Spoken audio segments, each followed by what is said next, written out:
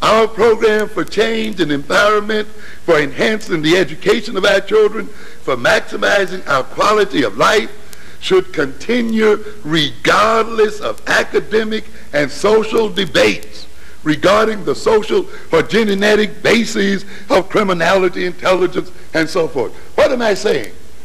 We must keep focused on changing the nature of power in this world, regardless of the debates about what is going on. If you get caught up in the details, you're going to lose the focus. One other thing, and I'm through. We got some people out here looking for conspiracies. I want to note this because I see a lot of this going on, and there are people on the circuits getting over on the conspiracy number. And there are others, you know. Let me just warn you about one thing, black people. You must think in terms of a nation. You must think of yourself as a nation. It's very important that you think of yourself as a nation. Many of the issues that you see confronting you can become very clear if you think of yourself as a nation surrounded by other nations. I tell people I haven't written the second book on the cause of violence, the economic cause of violence, but there is an economic cause. I talked about the psychodynamics in Black on Black, but there's another part of the story, which is the economics. Quickly, it's like this, ladies and gentlemen. If you saw black people in the United States as a nation, you would recognize that to a very great extent, the social disorganization that the breakdown of families and institutions, the criminality of our children and so forth, is the result of the fact that as a nation, black people are suffering from a negative trade imbalance,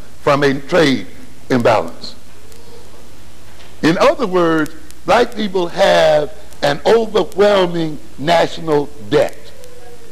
What do we mean by that? It means that more of your money, earnings, income are flowing out than what?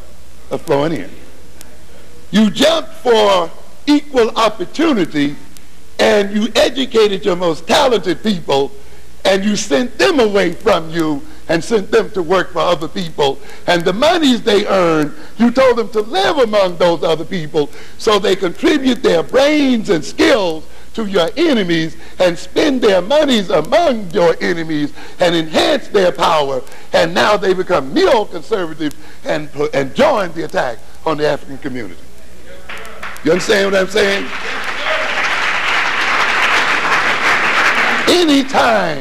Anytime a nation buys more than it sells, anytime that a nation ships its wealth out in great bundles, anytime a nation lets other alien groups, Arabs, Koreans, and others, and whites, come into its midst and take its money out, and then let the drug dealers scrape up the rest and take that money out, their institutions are going to collapse on their heads.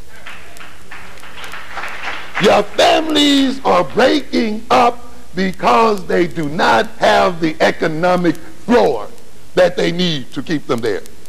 Your children are going wild because you don't have the money to give them the appropriate education and recreation and other kind of things you need. You cannot build the institutions that you need to maintain the viability of your society because you're giving it to everyone else and you're shipping it out, and therefore you suffer from it.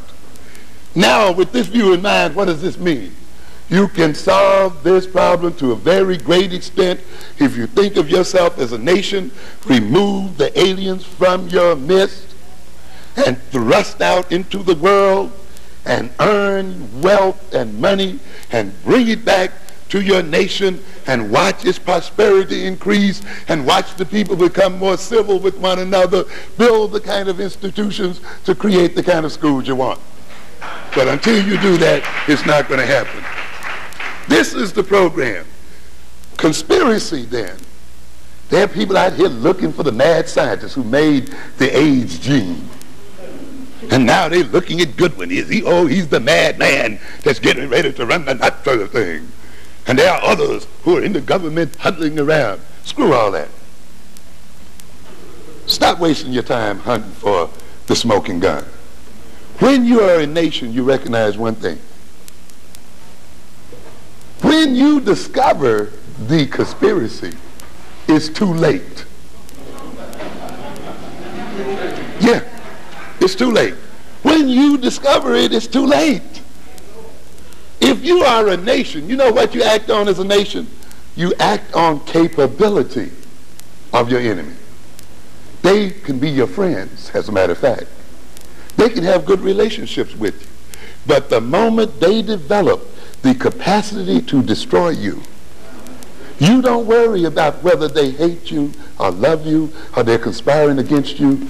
You recognize that they have the capacity to destroy you should they what? Want to. You don't search for the conspirators. You search for a way to defend yourself against one what? Should it occur. It's the fact that whites have the capacity to use AIDS that should move us to build a defense. That they have the capacity to destroy African nations that should move us to build a military.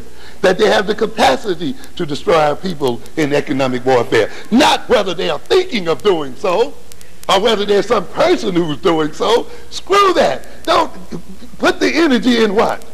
Building a defense and an offense on the fact that they are capable of doing so. All right? It's necessary. So, ladies and gentlemen, our eyes, we should do what? Keep the agenda on changing the power relationship, empowering ourselves so that we can defend ourselves regardless of the type of conspiracies any groups have against us. So what does it mean, ladies and gentlemen? Keeping our eyes on the prize. And that prize is power. Power to the people. Thank you very much.